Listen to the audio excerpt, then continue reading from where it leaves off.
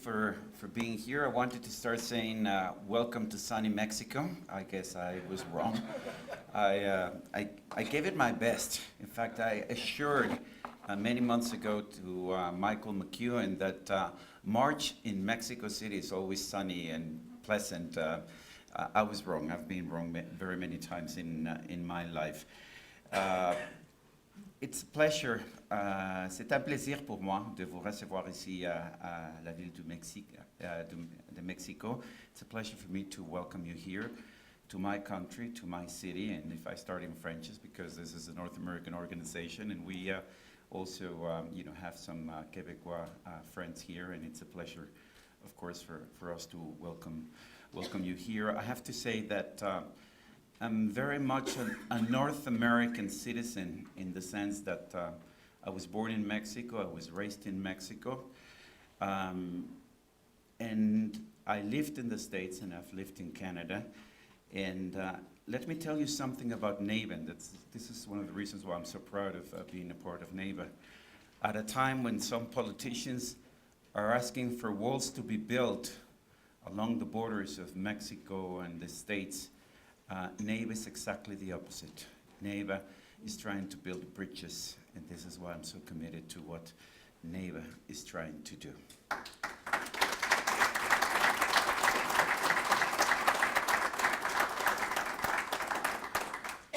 The government's view of business can be summarized in a few short sentences. If it moves, tax it. If it keeps moving, regulate it. If it stops moving, subsidize it. Ronald Reagan offered this observation in the 1980s. We in the Mexican broadcast industry have already gone through the two first stages.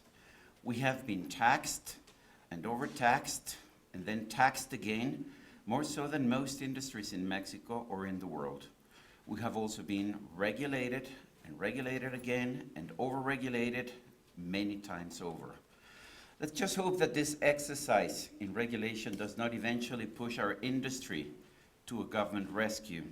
We have been profitable and competitive for decades.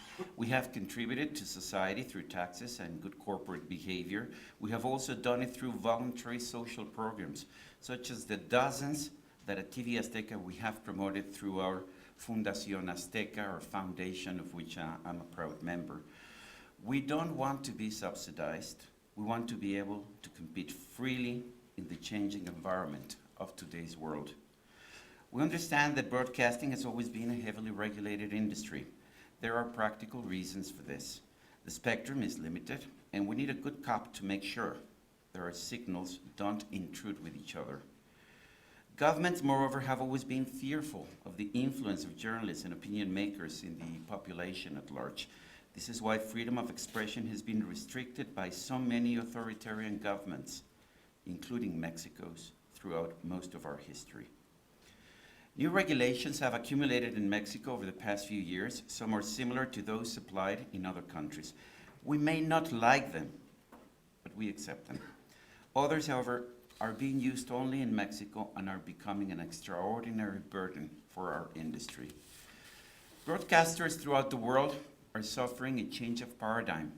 The business is not what it used to be. Traditional over-the-air broadcasting is declining all over the world. Cable and satellite have become the most common ways of conveying television signals in the developed world. In Mexico, as in other poorer countries, a majority of the population continues to receive over-the-air signals, but the trend to other systems of distribution is very clear.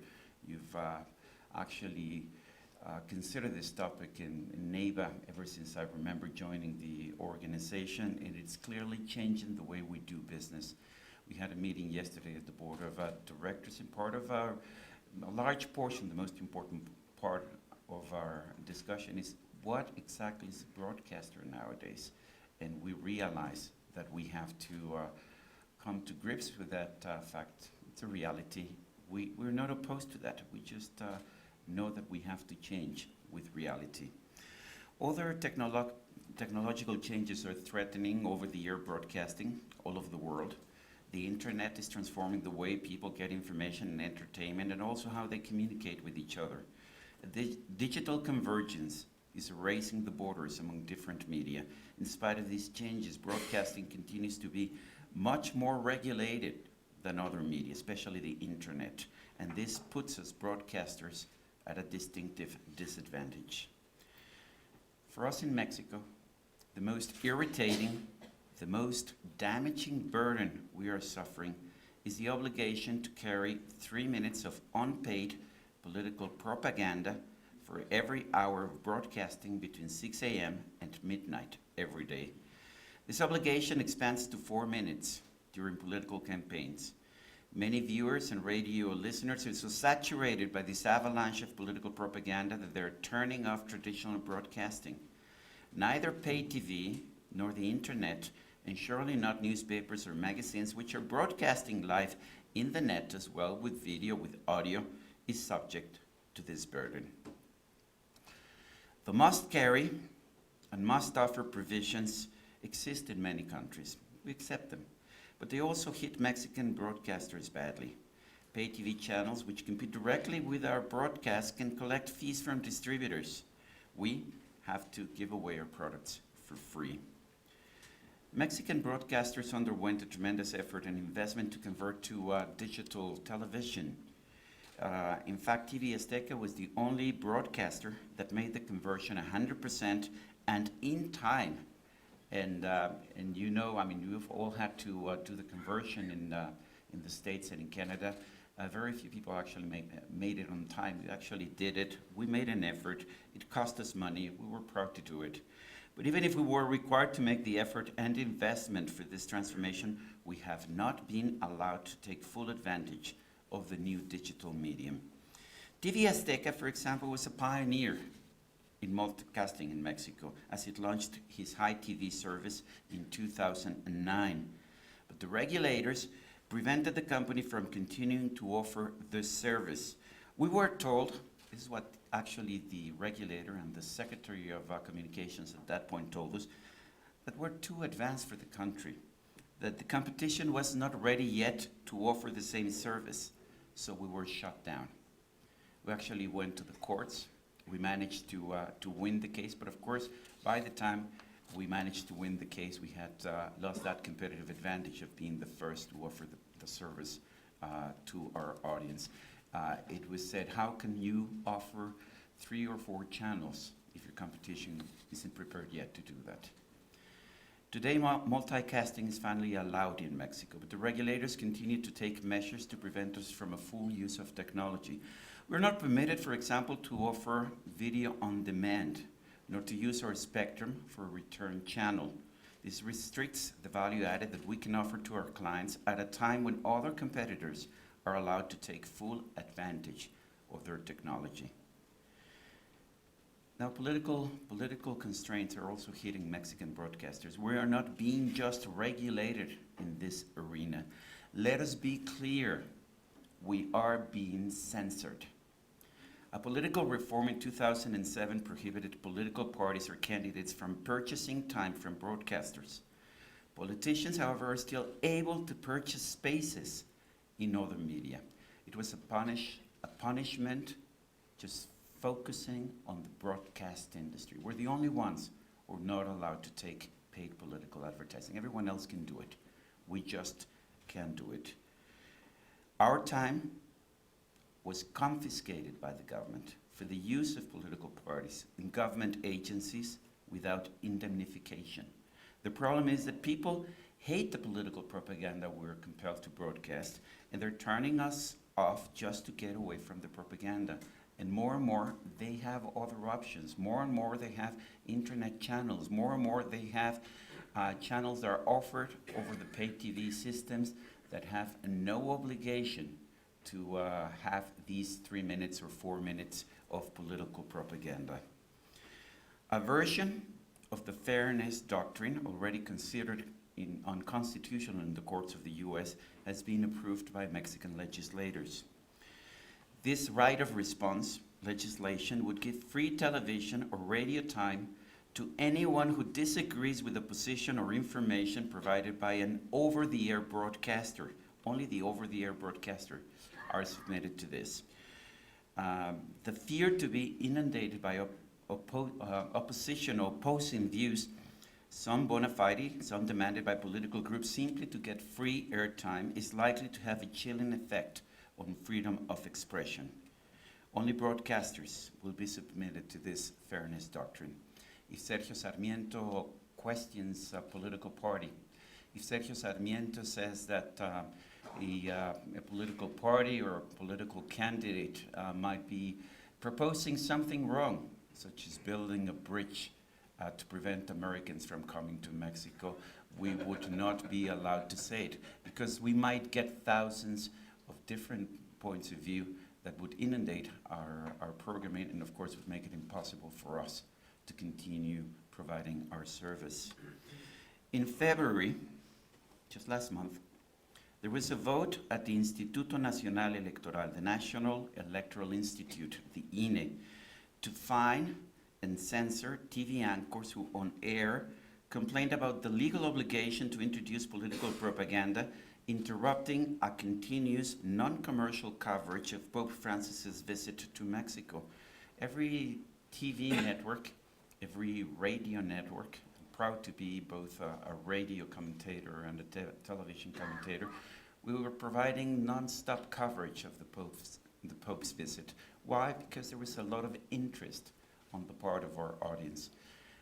We didn't, we basically, or at least on television, there was no commercials because it was considered that this was right for the kind of coverage.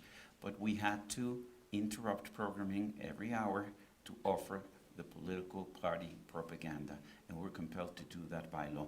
And it so happened that a few commentators, a few anchors, made comments to the effect that this was not fair, that people wanted to see the coverage, just as you might have done exactly the same if you'd been compelled to, I know our friends at CBS would agree that you'd been compelled to interrupt the Super Bowl to show political propaganda of Donald Trump or Hillary Clinton. Well, our anchors offer the same kind of reaction that we were getting from the people. How come we get a political propaganda, a political advertisement at a time when I really want, I'm in the middle of listening to the Pope's message. Why should you interrupt your programming for that? Well, the point is that the Instituto Nacional Electoral, the National Electoral Institute, held a vote to consider whether to fine or censor those anchors, those television anchors that had offered the criticism. One of the members of the Institute claimed that such criticism biased people's opinion and turned people against political propaganda. Of course, that's a no-no. He also argued publicly that preserving political propaganda was more important for the country than freedom of expression. A divided vote prevented this act of censorship to take place in this particular case. But the point I want to make is that present legislation in Mexico gives political parties and government agencies precedence over freedom of expression. It seems that we do not have a First Amendment of freedom of expression in Mexico, and that really is something to be very worried. The law also limits individual journalists or broadcasters from endorsing or criticizing candidates or parties. We Mexican journalists have the right to ask people not to vote for Donald Trump. But if Trump were a Mexican candidate, we would be fined or jailed for the same action. A basic right that the New York Times, the Wall Street Journal, ABC, CBS, NBC, or Fox have, that of endorsing or criticizing a candidate, is a crime in Mexico.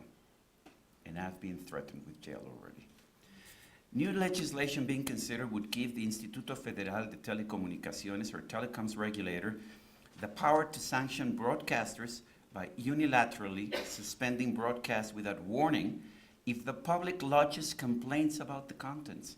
If someone complains, well, the IFT has the power to, or is trying to come up with regulations that would actually, shut us down while they consider whether the complaint is bona fide or not. And, well, what can I tell you? This, in our opinion, is an extremely dangerous prospect. Presently, Mexican broadcasters are forbidden to show advertising of medical products. The interesting thing is that medical advertising is the lifeline of income for serious national news programs in the US. The telecoms regulator is also considering new rules that would limit other sorts of advertising, for example, integrated product publicity, which would diminish even more the income of broadcasters in Mexico. These and many other limitations to advertising apply only to broadcasters, but not to competing media. If an over-the-air broadcaster in Mexico shows a program in which, God forbid, a female breast happens to be shown uncovered, we are liable for sanctions. Pay TV and the internet have no such restrictions. Well, at least we have earned the right to show male breasts uncovered. In this way, we're doing at least a little better than broadcasters in some Muslim countries. Broadcasting is changing, not only in Mexico, in the entire world. This is a positive and unavoidable trend. But at a time of technological convergence of all media, regulators must be careful not to punish broadcasters so much as to make them financially unviable. We Mexican broadcasters do not want to complete the cycle decried by Ronald Reagan. We don't want to go from being taxed and regulated to being subsidized. Tens of thousands of people are employed in this industry, which has been reasonably profitable, has paid taxes in full and more, has stood brave in tragedies like earthquakes and hurricanes, and was a proud factor of change in the long political process that brought democracy to our country. And believe me, this is something that we haven't had for many decades. This is something relatively new that we have in this country. We don't want any special treatment. We just want to be treated fairly. We want to be allowed to compete in equal conditions at a time when the borders among the media are being erased by technology. Is that too much to ask?